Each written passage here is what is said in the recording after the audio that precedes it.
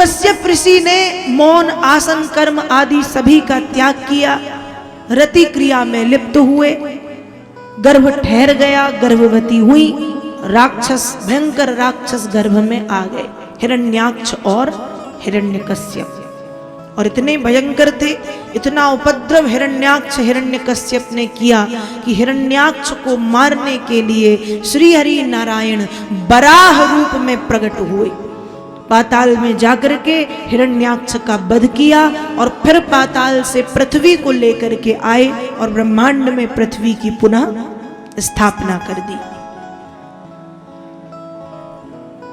फिर ये हिरण्याक्ष और हिरण्यकश्यप कौन थे? तो मानस में बाबा तुलसी लिखते हैं, द्वारपाल हरि के प्रिय दो। कौन थे ये? कौन थे? द्वारपाल। किसके द्वारपाल थे? श्री हरि नारायण के दोनों, और बड़े प्रिय थे। द्वारपाल हरि के प्रिय दो, प्रिय द्वारपाल थे। नाम क्या था? जय अरु विजय जान सबको। एक का नाम जय था और एक का नाम विजय था। एक बार की बात है, भगवान के गोलोक धाम में भ्रमण करते करते सनकादिक ऋषि पहुंच गए। ये दोनों खड़े थे, द्वारपालों का काम है, खड़े थे द्वार पे।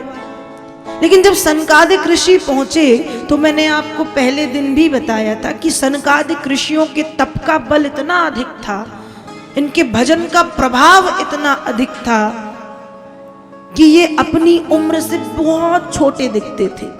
उम्र तो इनकी हजारों लाखों वर्ष थी, लेकिन दिखते थे 5 वर्ष के बच्चे की तरह।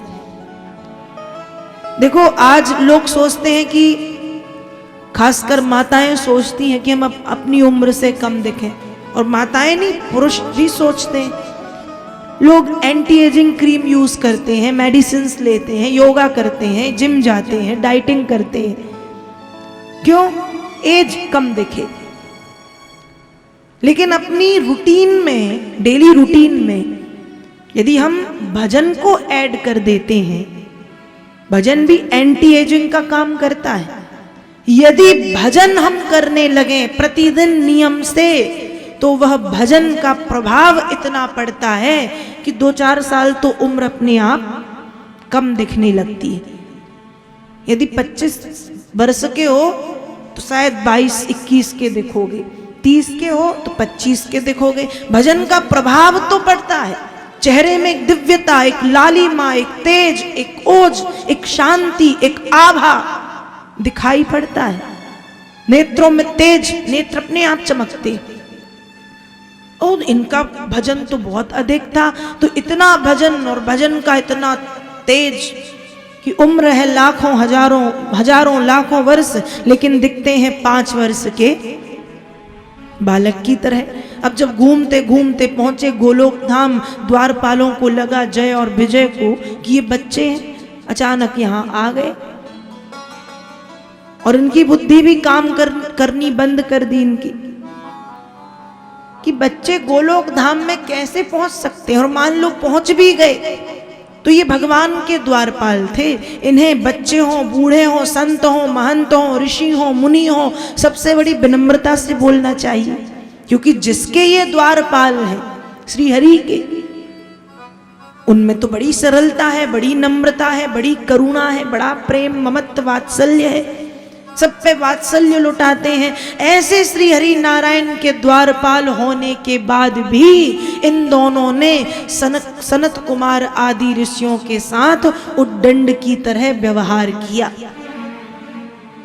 इनके पेट में एक लकड़ी लेके, लकड़ी स्पर्श, एक प्रकार से लकड़ी चुभा दी और कहा, रे तुम लोग यहां कैसे आ गए, चलो भागो यहां से। लकड़ी पेट में चुभा करके उनसे वहां से उनको वहां से जाने के लिए कहा और कई कई बातें कही। सनत कुमार आदि ऋषियों को क्रोध आया कि तुम श्री हरि नारायण के द्वारपाल हो। किसी साधारण व्यक्ति के द्वारपाल होते भी तो हम समझ जाते कि तुम्हारा मालिक ऐसा है तो तुम कैसे हो गए, लेकिन तुम जिनके द्वारपाल हो वे परम कृपालु, परम दयालु, विनम्र, सरलता, सहजता की प्रतिमूर्ति, वात्सल्य की प्रतिमूर्ति, करुणा निधि के तुम द्वारपाल हो, करुणा निधान के द्वारपाल हो, और तुम में थोड़ी सी भी विनम्रता नहीं है। राक्षसों की तरह व्यवहार कर रहे हो। जाओ राक्षस बन जाओ, और एक जन्म तक नहीं 3 जन्म तक तुम राक्षस योनि में रहोगे। यही तुम्हारा दंड है। जब इन्होंने पैर पकड़े कि भगवान क्षमा कर दो, तब सनत कुमार आदि ऋषियों ने कहा कि अब श्राप तो दे दिया है, लेकिन 3 जन्म में भगवान तुम्हें मारेंगे, तब तुम्हारा उद्धार होगा। तो ये जय और विजय एक जन्म में बने हिरण्याक्ष और हिरण्यकश्यप, जिनका वध प्रभु ने हिरण्याक्ष को वराह बन के, हिरण्यकश्यप को नरसिंह बन के मारा। दूसरे जन्म में बने रावण और कुंभकर्ण, जिनका वध प्रभु ने राम जी के रूप में किया। और तीसरे जन्म में ये बने शिशुपाल और दंतवक्र, जिनका वध प्रभु ने कृष्णचंद्र के रूप में किया। तो द्वारपाल हरि के प्रिय दो। मनु महाराज को ब्रह्मा जी ने ये सारी बातें बताई। तो ब्रह्मा जी की नाक में खुजली हुई, छींक आई, एक छोटा सा जीव नाक से गिरा। देखते देखते पर्वताकार स्वरूप धारण किया, जो भगवान वराह थे। द्वितीयं तु भवायास्य रसातलगतां महीम् उद्दृश्यन्नुपादत्त यज्ञेशः सौकरं बपू। यज्ञ पुरुष नारायण ने सूकर अवतार धारण करके हिरण्याक्ष का वध किया और पृथ्वी की ब्रह्मांड में पुनः स्थापना की। और फिर महाराज मनु और महारानी शत्रुपा ने मैथुन धर्म के द्वारा 5 संतानों को जन्म दिया। लेकिन संतान उत्पन्न करने से पहले मनु महाराज और महारानी शत्रुपा 10,000 वर्ष तक तपस्या करने के लिए गए। और इनकी तपस्या से प्रसन्न होकर के भगवान ब्रह्मा, विष्णु और महेश ने इन्हें 1, 2, 3 नहीं अनेक बार दर्शन दिए। मानस में बाबा तुलसी लिखते हैं, विधि हरि हर तप देखी अपारा, मनु समीप आए बहुबारा। मनु शत्रुपा के तप को देख करके भगवान ब्रह्मा, विष्णु और महेश ने 1 बार नहीं, 2 बार नहीं, 3 बार नहीं, 4 बार नहीं, बहुत बार, बार अनेक बार दर्शन दिए। अंत में महाराज मनु को और महारानी शत्रुपा को श्री हरि नारायण ने दर्शन दिए हैं और पूछा कि आपके कठोर तप का कारण क्या है। मनु महाराज उत्तर देते हैं, दानी सिरो मणि कृपा निधि, नाथ कहूँ सती भाव, चाहूं तुम ही समान सुत, प्रभु सन कवन दुराऊ। भगवान आप दानियों में सर्वश्रेष्ठ दानी हैं। आपकी तरह, आपके जैसा, आपसे बड़ा दुनिया में, संसार में दूसरा कोई दानी नहीं है। इसलिए हे नाथ, मैं सच्चे मन से, सच्चे भाव से कहता हूं। क्या कहता हूं? चाहूं तुम ही, मैं आपको चाहता हूं।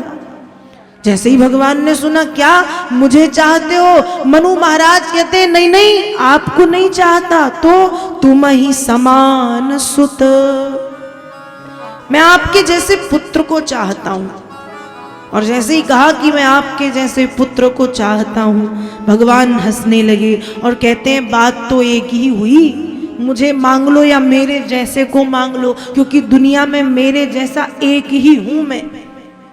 और भगवान ने कहा, हे महाराज मनु, चिंता ना करें, समय आने पर मैं आपका पुत्र बन करके आऊंगा। मनु महाराज को भगवान ने ये वरदान दिया। अब महारानी शत्रुपा के पास पहुंचे और कहते हैं, माँ आप भी कुछ मांग लीजिए। धन्य है महारानी शत्रुपा, कहती हैं कि हे नाथ, सोई सुख सोई गति सोई भगति, सोई निज चरण स्नेह, सोई विवेक सोई रहनि प्रभु, मोहि कृपा करि दे।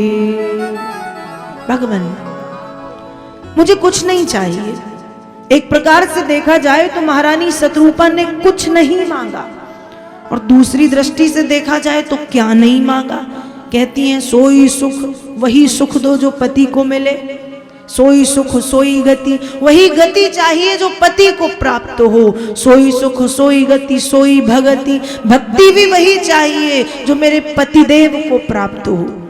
सोई निज चरण स्नेह, वही आपके चरणों में प्रेम चाहिए जो मेरे पतिदेव का है। सोई विवेक, वही निर्मल ज्ञान चाहिए जो पतिदेव के पास है। सोई रहनी प्रभु, वही रहन सहन रहने का ढंग रहने की अवस्था चाहिए। मोहि कृपा करी देव, बस भगवान केवल इतना ही, इसके अतिरिक्त तो कुछ भी नहीं। यदि देखा जाए तो कुछ भी नहीं मांगा, और यदि दूसरी दृष्टि से देखा जाए तो क्या नहीं मांगा, सब कुछ मांग लिया। लेकिन धन्य है महारानी शत्रुपा, अपने पति के पद चिन्हों पर चलती हैं। जो पतिदेव ने मांगा है वही महारानी शत्रुपा ने मांग लिया, उसके अतिरिक्त तो कुछ भी नहीं। आज की स्थिति ऐसी है कि पतिदेव यदि पूर्व में जाएं तो पत्नी पूर्व में नहीं जाएगी, अरे पूर्व तो छोड़ो पश्चिम में भी नहीं जाएगी, वो दक्षिण में जाएगी, ऐसी स्थिति। लेकिन मनु महाराज और महारानी शत्रुपा, जो महाराज मनु मांग रहे हैं वही महारानी शत्रुपा ने मांगा है कि भगवान मुझे ये दीजिए। तपस्या के बाद मैथुन धर्म के द्वारा 5 संतानों को जन्म दिया, जिसमें से 3 पुत्रियां हैं, आकृति, देवहूति और प्रसूति। 3 पुत्रियां और 2 पुत्र। और वेद व्यास जी लिखते हैं पंचापत्यान्यजी जनत, 5 संतानों ने जन्म लिया, 3 बेटी हैं 2 बेटे हैं। अब आज हमारे भारत में या हमारे समाज में कुछ ज्यादा ज्ञानी लोग कहते हैं कि बेटी को संतान नहीं माना जाता, कहते हैं ना। अब लोग पढ़े लिखे हो गए हैं तो शायद ना कहते हो, लेकिन ऐसा कहते थे कुछ ज्यादा ज्ञानी कि बेटी संतान थोड़ी है, वो तो पराया धन है। ठीक है, मान लिया बेटी संतान नहीं है, संतान तो बेटा है, क्योंकि वो वंश को बढ़ाता है, क्योंकि वो कुलदीपक है ना। तो वेद व्यास जी पागल हो गए थे। 18 पुराणों को लिखने वाले वेद व्यास जी क्या पागल हो गए थे, जिन्होंने लिखा कि पंचापत्यान यजी जनत, 5 संतानों ने जन्म लिया, 3 बेटी और 2 पुत्र। लिख देते द्वौपत्यान यजी जनत, 2 संतानें हुई और दोनों पुत्र थे, बेटियों का नाम ही नहीं आता। पर लिखा क्या, पंचापत्यान यजी जनत, 5 संतानों ने जन्म लिया। तो मेरे कहने का मतलब ये है कि बेटा और बेटी में जो भेदभाव आज हम देखते हैं वो ना करें, क्योंकि बेटी भी संतान है, बेटा भी संतान है। जिस माँ की कोख से बेटे का जन्म होता है उसी माँ की कोख से बेटियां भी जन्म लेती हैं। और दूसरी बात, यदि वंश बेटे बढ़ाते हैं तो फिर अकेले बेटों से वंश बढ़वा लो, बढ़ जाए तो अकेले बेटे वंश बढ़ा सकते हैं, लाते तो किसी की बहू को ही हो ना, मतलब एक बेटी ही वंश को बढ़ाती है, नाम बेटों का है। इसलिए इस सोच को हम अपने दिमाग से बाहर निकालें।